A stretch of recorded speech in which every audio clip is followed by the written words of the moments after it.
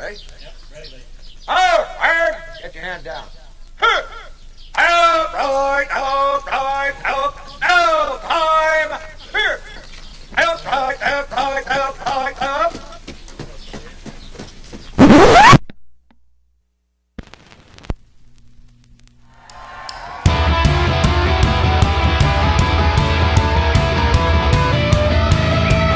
Death is pretty final. I'm collecting vinyl.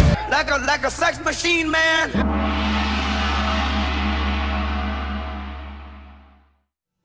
Yo, we see, how's it going? Boris here. Back with some vinyl news. Music goodies. At least for me. So on the back, we're playing the album Parsons Project, Tales of Mystery and Imagination, Edgar Allan Poe.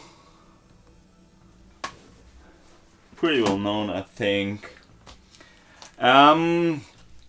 Yeah, what do I have to show to you? Some old stuff, some new acquisitions.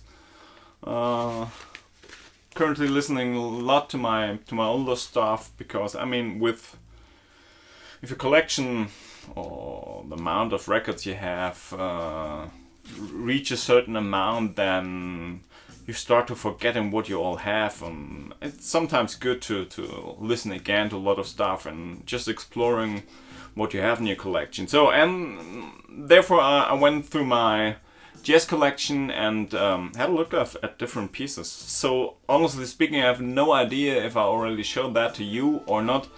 However, I'm showing that again. So first of all, it's the Roland Kirk Quartet meets the Benny Golson Orchestra on Mercury. Yeah, this is a quite interesting record. Starts some kind of, you got an impression of a high school brass band with the first track, then second track immediately starts with some jazz tunes with a prominent flute on it. Third is some kind of orchestral starting. You got this Gershwin impression, and so on and so on. Second side is then more free, more soloing stuff. So overall, a pretty interesting record. I like that a lot.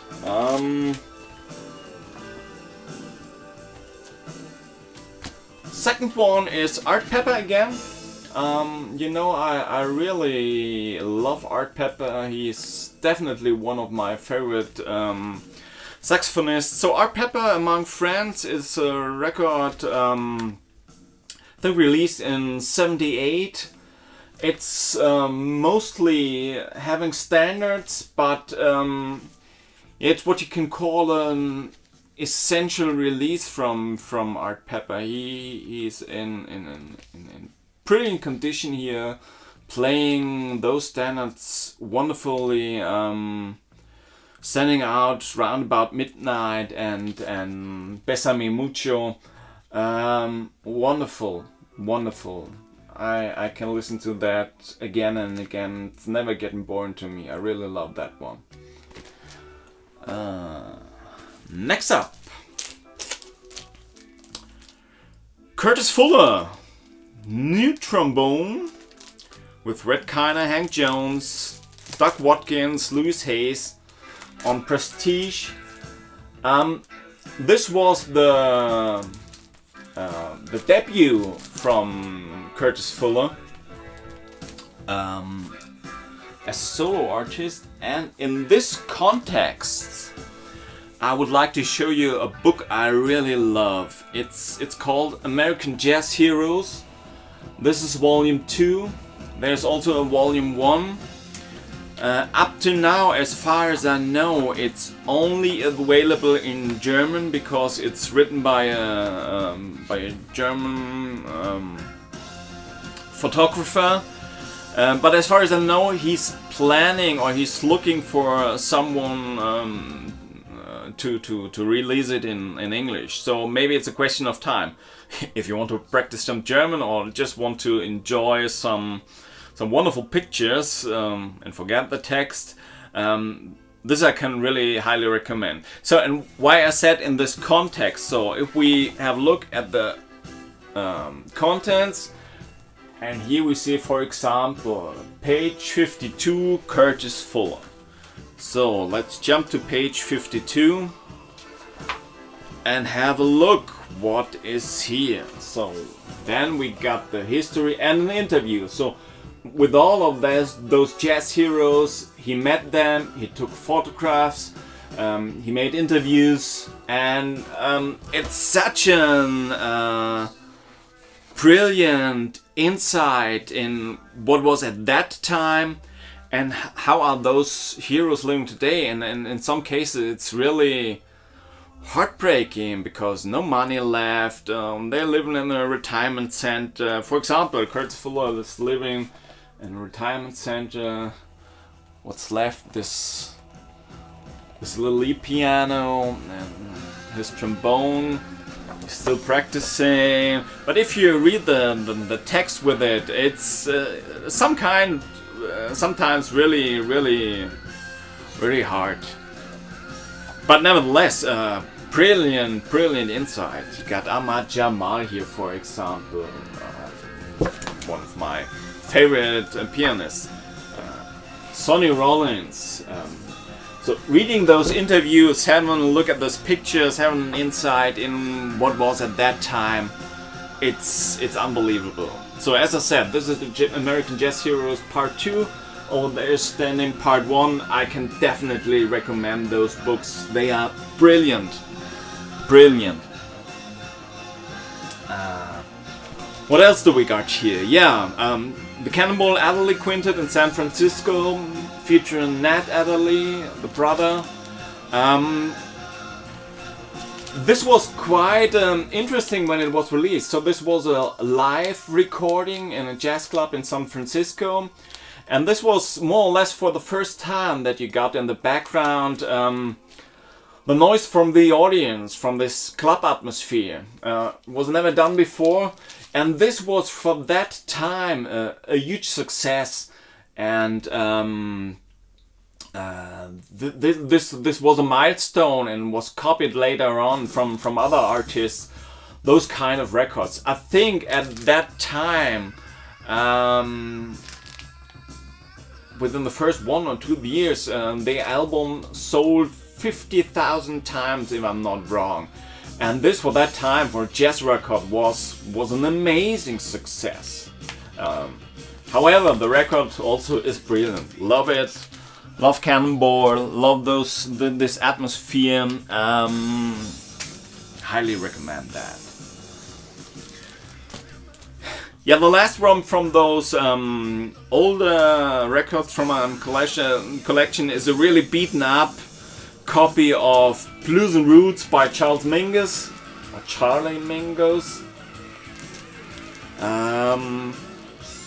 It's a stereo copy, quite old. I think not the first pressing, but among the second pressings maybe, or the first stereo pressings. I think there have been also mono. The first one I think were mono pressing. However, pretty beaten up from the cover, but sounds still brilliant. I think Rolling Stone magazine listed that among the 100 best jazz albums, and it really is an extraordinary piece of jazz. So what happened? Mingus was asked by the record company to do something more not so experimental, so something more down to earth and easier for the audience, so some kind of bluesy stuff. So he did that, and the result is really excellent. Very traditional on the one hand, but on the other hand you still hear, of course, Mingus, bluesy, New Orleansy. Excellent. I love this album. First got it on CD when I was, I think, 20. When this was the time I was playing bass, and someone recommended that to me, and later, of course, I needed to have it on vinyl, because also to me this is an an essential album. Charles Mingus, Blues and Roots.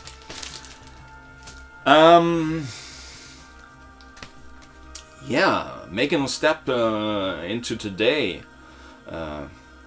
Nils Landgren, Funk Unit, Unbreakable. Quite new release from 2017, I think was released in July or August, I don't know. And yeah, ACT label, I already told you about that. What is it? It's pure funk, jazz funk, and brilliantly done. Excellent record. If you're into funk, jazz funk, highly recommend it. It's pure fun. Really nice listening to it. Highly recommend that. What we got here? Yeah, Ben Lucas Boys and Spells. This is another release from the Erased Tapes label. And as I told you before, I never had any release from Erased Tapes records which disappointed me. They are all brilliant. They all go somehow in a similar direction. So we also got here this ambient tunes, piano, ambient back, but brilliantly done. Excellent record. Something you can listen to for relaxing, also something you can have good in the back, but also you can listen to very active to just see how it was done, what sound patterns he's using. Really love it. Ben Lucas Boys and Spells. If you're into ambient, Erased Tapes, brilliant. Yeah, last but not least, Ryuichi Sakamoto, I think, was just released. It was, I think, should have been released, I think, 2 months ago, but obviously was in delay. At least Europe. Don't know if it was available in the States. It's again on Milan Records, so maybe you remember that in one of my last videos I was talking about the other Sakamoto record I have, the Plankton record, and I was extremely disappointed with the pressing quality. It was crap. I told you that I wrote to the CEO and got this stupid answer. However, here they did a brilliant job, so I can't complain about the pressing. It's excellent, and yeah, it's what you expect from Sakamoto. Sound starting, you think, well, this is very movie-like and sounds very nice and easy listening. And currently you got this experimental sounds, this distortions, this noisy sounds interfering what you heard today, and this ping pong between those different sound. It's extremely nice. But this is not easy listening, but it's also not difficult. It's simply nice, and it's Sakamoto. Like that, and highly recommend that. Yeah, I think I'm already done. Still got a lot of other things to show, also some new stuff, but I think for today it's enough. Any news from the hardware side? No, not yet. I'm still stuck with my Pioneer receiver because I'm missing some parts right now, and you know, I can't buy it in the shop. I have to order it online. But if I'm ordering it online, I need to have some minimum amount I have to buy, and I mean with actually I'm missing 4 caps. This may be $5 or something like that, or $4 or don't know, but I need at least 20, 25, whatever. So I need to collect some other stuff before I can order again. If I don't want to buy this surcharge on the small amount of what I want to buy. So stay tuned, definitely it will come. What else new on the hardware side? I bought last week a pair of speakers, Telefunken TLX3 Professional. You hear different, or you can read different stuff in the internet about those. One say brilliant speakers, very studio-like, brilliantly sounding. Others saying those speakers are definitely crap. Can play extremely loud, but not very audiophile, kind of. I listened to them in comparison to my Newbert speakers I have, and it's extremely difficult to say which are better. So first impression was they sound flat.